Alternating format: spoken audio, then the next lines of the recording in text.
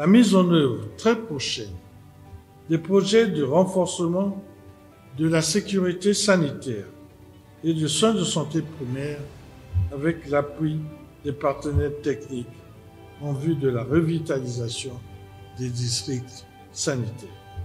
Selon l'Organisation mondiale de la santé, la sécurité des patients est définie comme l'absence de préjudice évitable pour un patient et à la réduction du risque de préjudice inutile associé aux soins de santé à un minimum acceptable. Il s'agit d'une composante essentielle de la qualité des soins visant à protéger les patients des conséquences néfastes des pratiques médicales. Pour la journée mondiale, cette année, le slogan « La sécurité des patients et des patientes commence dès la naissance » montre à quel point il est urgent d'agir tôt et de manière cohérente pour prévenir les préjudices pendant l'enfance, ce qui aura des effets bénéfiques tout au long de la vie. L'accouchement est une étape.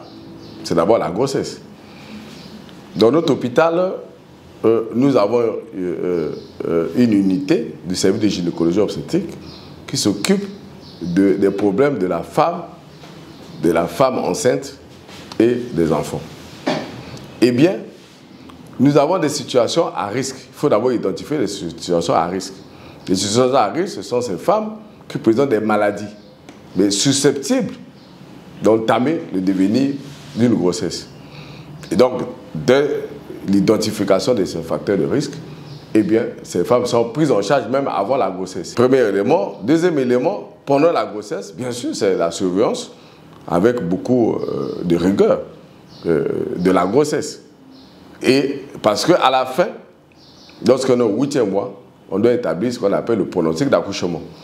Il y a des femmes qui vont nécessairement accoucher par césarienne, obligatoirement, parce que l'accouchement sur cette femme va poser un problème. Quand on arrive à l'accouchement, eh bien, on met toute la batterie d'action pour que l'issue soit heureuse. Donc, c'est la surveillance. Des progrès notamment sont à souligner. La mortalité néonatale a significativement baissé, passant de 26,6% en 2021 à 18,2% en 2024. Cette amélioration est le fruit des efforts conjoints du gouvernement congolais et de ses partenaires, notamment l'OMS. Ce qui n'est pas tout, les estimations actuelles laissent entrevoir une mortalité néonatale de 11,1 pour 1000 naissances vivantes d'ici 2030. De plus, le pays est en bonne voie pour atteindre moins de 100 décès mortels pour 100 000 naissances vivantes d'ici 2030. Le taux de réduction annuel observé de 2021 à 2024 est de 15% par année. Pour un accoucheur, garantir la sécurité d'abord du fœtus qui sera nouveau-né. Garantir la sécurité d'abord du fœtus, ça veut dire qu'il faut surveiller le travail d'accouchement. Et bien sûr, l'OMS a pas mal d'instruments qui sont reconnus. Il y a des protocoles qui sont reconnus. Je vous prends un exemple, le pathogramme.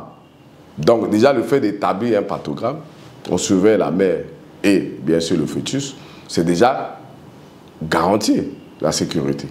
Le nouveau-né qui arrive doit être attendu et dans les conditions mais vraiment alors aseptiques pour ne pas que la pathologie qu'il a emmenée ne va pas l'emporter, mais plutôt c'est un germe qu'il aura chopé dans le service qui va l'emporter.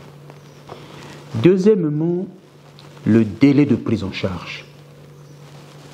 Le nouveau-né qui arrive quand il est attendu, il ne doit pas passer 30 minutes sous la paillasse en train d'attendre d'être installé, de brancher l'oxygène. Il doit être attendu, donc le délai de prise en charge doit être le plus court possible.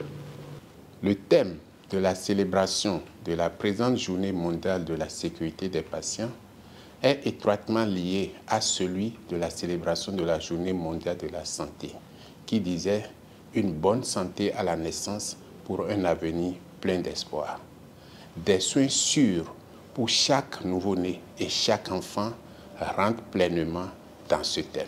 Les causes principales de décès chez les nouveau-nés et à la mère doivent être mieux connues pour mieux agir. Les principales causes de décès chez le nouveau-né sont la prématurité, l'asphyxie à la naissance, les infections et les malformations. Chez la mère, Les causes principales sont l'hémorragie, l'éclampsie, les dystocies et les infections. Les audits révèlent aussi plusieurs problèmes. Manque de personnel, retard dans les soins, absence de médicaments d'urgence, non-respect de protocoles et les mauvaises organisations des soins. En améliorant la prise en charge, la formation du personnel et en respectant les protocoles, nous pouvons réduire ces tragédies.